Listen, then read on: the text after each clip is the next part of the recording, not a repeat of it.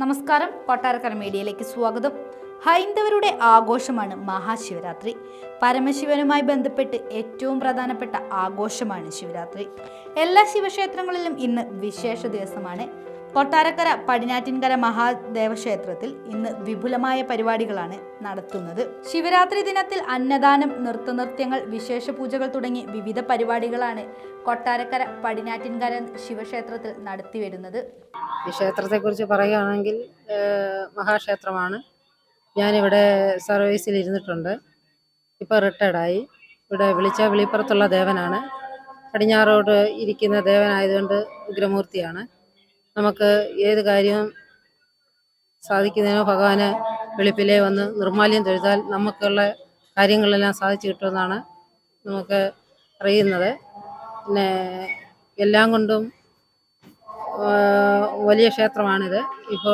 ഇനിയിപ്പോൾ സ്വർണ്ണക്കൊടിമരമൊക്കെ വരാൻ പോവുകയാണ്. അതിനൊക്കെയുള്ള കാര്യങ്ങൾ നടന്നുകൊണ്ടിരിക്കുകയാണ്. പെട്ടെന്നാണ് അതിപ്പോൾ നടക്കാൻ പോകുന്നത്.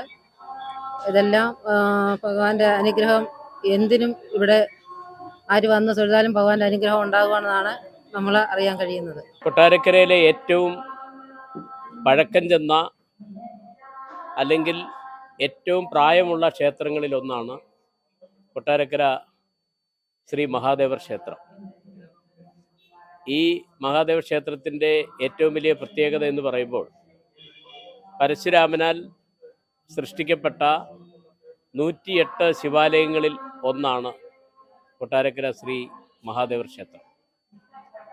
നമ്മുടെ ക്ഷേത്രത്തിൽ നിന്നാണ് ശ്രീ മഹാഗണപതി ക്ഷേത്രം എന്ന നാമധേയത്തിൽ ഇന്ന് കൊട്ടാരക്കര അറിയപ്പെടുന്ന ശ്രീ മഹാഗണപതിയുടെ ഉദയം തന്നെ ഈ ക്ഷേത്രത്തിൽ നിന്നാണ്.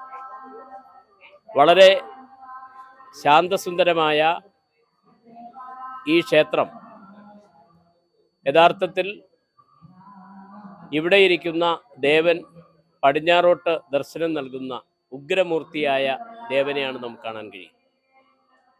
കേരളത്തിൽ അപൂർവം ക്ഷേത്രങ്ങൾ മാത്രമേ ഇത്തരത്തിൽ പടിഞ്ഞാറോട്ട് ദർശനമുള്ള ക്ഷേത്രങ്ങളുള്ളൂ. പടിഞ്ഞാറോട്ട് ദർശനം ഉണ്ടാകുമ്പോൾ മഹാദേവന് ഉഗ്രമൂർത്തിയാണ്, ഉഗ്രകോപിയാണ് എന്നൊക്കെയാണ് നമ്മൾ അറിയപ്പെടുന്നത്. എന്നാൽ ഇവിടെ വരുന്ന ഓരോ ഭക്തജനങ്ങൾക്കും വളരെ സുന്ദരമായ അനുഭവങ്ങളാണ് ഇവിടെ ഉണ്ടാകുന്നത് എന്നുള്ളത് ഏറ്റവും വലിയ പ്രത്യേകതയാണ്. വളരെ ശാന്തമായ അന്തരീക്ഷത്തിൽ ഒരു ക്ഷേത്രത്തിന് വേണ്ട എല്ലാ സൗകര്യങ്ങളോടും കൂടിയാണ് ഇവിടെ ഇപ്പോൾ പ്രവർത്തിച്ചു കൊണ്ടിരിക്കുന്നത്. ഈ ക്ഷേത്രത്തിൻ്റെ ഏറ്റവും പ്രധാനപ്പെട്ട ആവശ്യം അല്ലെങ്കിൽ ഇവിടെ വരുന്ന ഭക്തജനങ്ങളുടെ ആഗ്രഹം, കഴിഞ്ഞ കാലങ്ങളിൽ ഈ ക്ഷേത്രത്തിലെ ധ്വജം, അതായത് കൊടിമരം ജീർണാവസ്ഥയിലായിരുന്നു.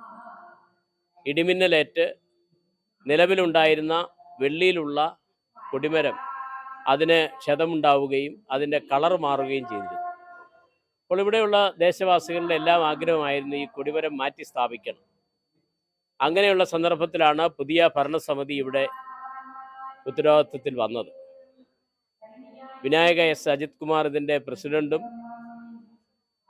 ഞാനിതിൻ്റെ സെക്രട്ടറിയും രാജേഷ് ഉൾപ്പെടെയുള്ള 13 അംഗങ്ങളാണ് ഇവിടെ ഉപദേശക സമിതിയിൽ ഉണ്ടാവുകയും അതിനുശേഷം അവിടെ അതിൻ്റെ പ്രവർത്തനങ്ങളുമായി മുൻപോട്ട് പോയപ്പോൾ ഞങ്ങൾ ആലോചിച്ച ആദ്യത്തെ തീരുമാനം എന്ന് പറയുന്നത് ഈ കൊടിമരം മാറ്റി സ്ഥാപിക്കുക എന്നുള്ളതാണ്. എന്തായാലും ശരി, ഭഗവാന്റെ ആഗ്രഹവും ഈ നാട്ടിലെ ജനങ്ങളുടെ അവരുടെ എല്ലാം പ്രതീക്ഷയും ഒക്കെയായി ഈ കൊടിമര നിർമ്മാണത്തിൻ്റെ പ്രവർത്തനങ്ങൾ തുടങ്ങി. ഇപ്പോൾ ഇതിൻ്റെ ചെമ്പ് പാളികൾ വരെ പാകി കൊടിമരം ആ ദശയിലെത്തിക്കഴിഞ്ഞിരിക്കുകയാണ്. ഇനിയും അടുത്ത ഘട്ടമെന്ന് പറയുന്നത് ഇത് സ്വർണ്ണ കൊടിമരമാക്കി മാറ്റുക എന്നുള്ളതാണ്. അതായത് ഇപ്പോൾ പാകിയിരിക്കുന്ന ഈ ചെമ്പ് പാളികളിൽ സ്വർണ്ണ തകിട് ഘടിപ്പിക്കുന്നതോടുകൂടി ഇത് സ്വർണ്ണ കൊടിമരമായി മാറും. ജൂൺ മാസത്തിൽ അതിൻ്റെ പ്രവർത്തനം ആരംഭിക്കും. ഉത്തരായനം, അതായത് ജൂലൈ മാസം, മിഥുന മാസത്തിന് മുമ്പ് തന്നെ ഇവിടെ പ്രതിഷ്ഠ നടത്തത്തക്ക തരത്തിൽ അതിൻ്റെ പണികൾ പൂർത്തീകരിക്കാൻ വേണ്ടിയുള്ള തീവ്രമായ പരിശ്രമത്തിലാണ് ഈ ഉപദേശക സമിതി. ഈ ഉപദേശക സമിതിയും ഇവിടുത്തെ ദേവസ്വം ബോർഡും വളരെ സൗഹാർദ്ദപരമായ പ്രവർത്തനമാണ് നടക്കുന്നത്. അതുകൊണ്ട് തന്നെ ഈ ഉപദേശക സമിതി വന്നതിന് ശേഷം ഉപദേവാലയങ്ങൾക്ക് ചുറ്റും ഭക്തജനങ്ങൾക്ക് നടന്നു പോകുവാനുള്ള കല്ലുകൾ പാകി ഇവിടെ ഉണ്ടായിരുന്ന മാലിന്യ വസ്തുക്കളെല്ലാം ഞങ്ങൾ പുറത്തേക്ക് കൊണ്ടുപോയി. പുതിയ ബാത്റൂം ഇവിടെ ഞങ്ങൾ 3 മുറികളുള്ള ബാത്റൂം ഇവിടെ ഉണ്ടാക്കി. അതേപോലെ തന്നെ പുതിയ ബോർഡുകൾ സ്ഥാപിച്ചു. പുതിയ കമാനങ്ങൾ 2 വശങ്ങളിലായി സ്ഥാപിച്ചു. ഇവിടുത്തെ സദ്യാലയം മനോഹരമായ രീതിയിൽ അത് പുതുക്കി പണിയുന്നതിന് വേണ്ടിയുള്ള ക്രമീകരണങ്ങൾ നടത്തി. ഇപ്പോൾ പാചകപ്പുരയുടെ പണി നടന്നുകൊണ്ടിരിക്കുകയാണ്. ഏതാനും ദിവസങ്ങൾക്കുള്ളിൽ അത് നടക്കും. പാചകപ്പുരയോട് ചേർന്നുള്ള പുതിയ കെട്ടിടം ഞങ്ങൾ തന്നെ ഉണ്ടാക്കിയതാണ്. അതുപോലെ തന്നെ ഇവിടെ കഴിഞ്ഞ വർഷത്തെ ഉത്സവം ഒരുപക്ഷെ ഈ നാട്ടിൽ ചരിത്രത്തിലാദ്യമായിട്ട് ഇത്രയും പ്രൗഢഗംഭീരമായി ലക്ഷോപലക്ഷം ആളുകൾ പങ്കെടുത്ത ഉത്സവമാണ് ഇവിടെ നടന്നത്.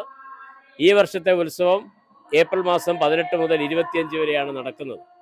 എന്നാൽ സ്വർണ്ണക്കൊടിമരത്തിൻ്റെ നിർമ്മാണ പ്രവർത്തനങ്ങൾ പൂർത്തീകരണ അവസ്ഥയിലായതുകൊണ്ട് ക്ഷേത്രത്തിന് വെളിയിലുള്ള, അതായത് കലാപരിപാടികൾ ഞങ്ങൾ ഒഴിവാക്കി ക്ഷേത്രത്തിനുള്ളിലുള്ള ഉത്സവ ബലി 3 ദിവസം അടക്കം ബാക്കിയുള്ള ആചാരമര്യാദകൾക്കനുസൃതമായിട്ടുള്ള ഉത്സവം മാത്രമാണ് നടത്തുന്നത്.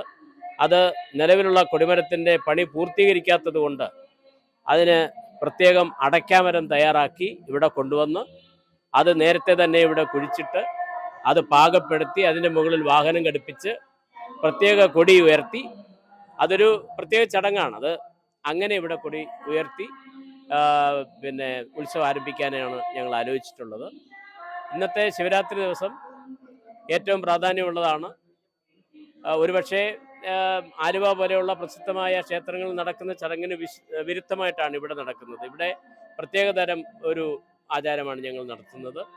ഇവിടെ രാവിലെ മുതൽ നിർമ്മാല്യത്തിന് ശേഷം അഷ്ടാഭിഷേകം കഴിഞ്ഞു. അത് കഴിഞ്ഞ് മൃത്യുഞ്ജയ ഹോമം ഉണ്ടായിരുന്നു, അത് കഴിഞ്ഞു.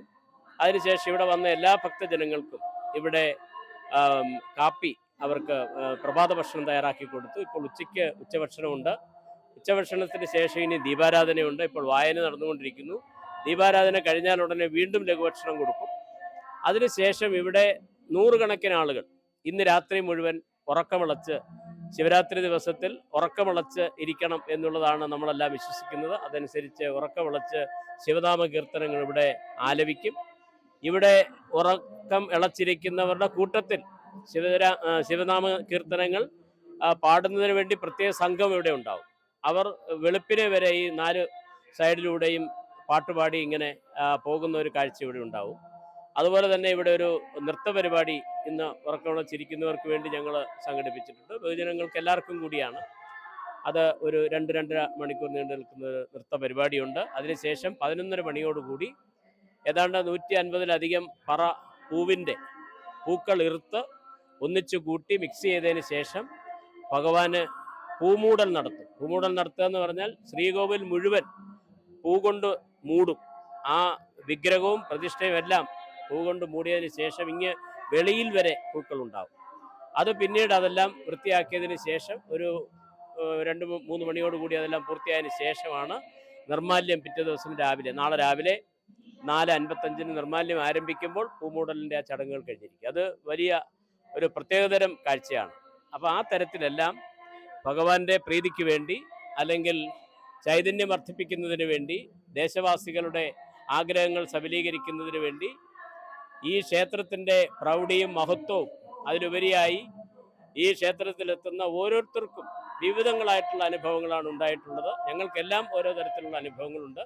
അതെല്ലാം വർദ്ധിപ്പിക്കുന്നതിനും ഭഗവാന്റെ ചൈതന്യം വർദ്ധിപ്പിക്കുന്നതിന് വേണ്ടിയുള്ള ചടങ്ങുകളാണ് നടന്നുകൊണ്ടിരിക്കുന്നത്. ഈ ശിവരാത്രി ദിവസത്തിൽ ഇവിടെ എത്തുന്ന എല്ലാ ഭക്തജനങ്ങൾക്കും വേണ്ട എല്ലാ സൗകര്യങ്ങളും ഞങ്ങൾ ക്രമപ്പെടുത്തിയിട്ടുണ്ട്. അതാണ് എനിക്ക് നിങ്ങളോട് പങ്കുവയ്ക്കാറുള്ളത്.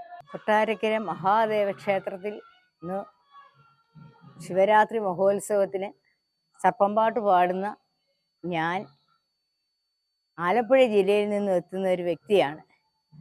ഭഗവാനെ പറ്റി പറയാൻ ധാരാളം കാര്യങ്ങളുണ്ട്.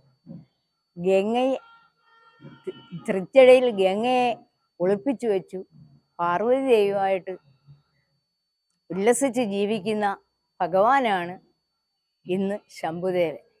നമ്മുടെ കാണപ്പെട്ട ദൈവമായ അദ്ദേഹത്തെ നമുക്കെന്നും എന്നും വാഴ്ത്താവുന്നതാണ്.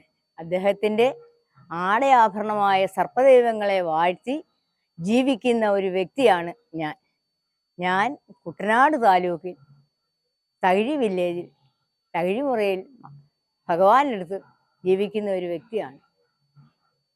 ആനന്ദേശ്വരം എന്ന് പറയുന്ന ഏത് ഭാഗം ഉണ്ടെങ്കിലും ഭഗവാന്റെ അനുഗ്രഹത്തോടുകൂടി ശ്രീ പാർവതിയുമായിട്ട് ജീവിക്കുന്ന ആ ഭാഗ്യം ചെന്ന് കണ്ട് ദർശിച്ചു തൊഴുവാൻ ഭക്തജനങ്ങൾക്ക് പുണ്യം ലഭിക്കുന്ന ഇന്നത്തെ ഈ ശിവരാത്രി മഹോത്സവത്തിൽ രാത്രികാലങ്ങൾ ഭഗവാന് വേണ്ടി തപസ് ചെയ്ത് ഭഗവാനെ ഒരു നോക്ക് കാണാനും ആ പുണ്യദർശനം നമുക്ക് ലഭിക്കുന്നതിനും വേണ്ടി എല്ലാ ജനങ്ങളും ഭക്തജനങ്ങളായ എല്ലാ വ്യക്തികളും ശിവരാത്രി നോയമ്പ് എടുക്കാറുണ്ട്. അതായത് നമുക്ക് ആയുസ്സും ആരോഗ്യവും തരുന്ന ഭഗവാനാണ്. ആ ഭഗവാനെ തൃപ്പാദങ്ങളിൽ അർപ്പിക്കുന്നതിന് വേണ്ടി എല്ലാ ജനങ്ങളും ശിവരാത്രി മഹോത്സവം വളരെയധികം ഭംഗിയായി ആഘോഷിക്കുകയും അതുപോലെ ഭഗവാന്റെ സന്നിധാനത്തിൽ വന്ന് രണ്ട് കൈകളും എടുത്ത് ഭഗവാനെ വാഴ്ത്തി സ്തുതിക്കുകയും ചെയ്യേണ്ടതാണ്. കൊട്ടാരക്കരയിലെ ശ്രീ ഗണപതി ഭഗവാന്റെ സമീപത്തുള്ള പടിഞ്ഞാറ്റക്കര മഹാദേവന്റെ അമ്പലത്തിലെ ഇന്നത്തെ ശിവരാത്രി മഹോത്സവത്തിൽ ആയിരക്കണക്കിന് ഭക്തജനങ്ങൾ വരികയും ഭഗവാനെ കാണുകയും നിവേദ്യങ്ങൾ അർപ്പിക്കുകയും എല്ലാവരും മനസ്സമാധാനത്തോടും സന്തോഷത്തോടും കൂടി ഭഗവാനെ ദർശിച്ചതിന് ശേഷം മടങ്ങുകയാണ്. എല്ലാവർക്കും സംതൃപ്തിയോടുകൂടി ഭഗവാൻ എന്നും എന്നും തുണയായിരിക്കട്ടെ എന്ന് മാത്രമേ ഈ വേളയിൽ എനിക്ക് പറയുവാനുള്ളൂ.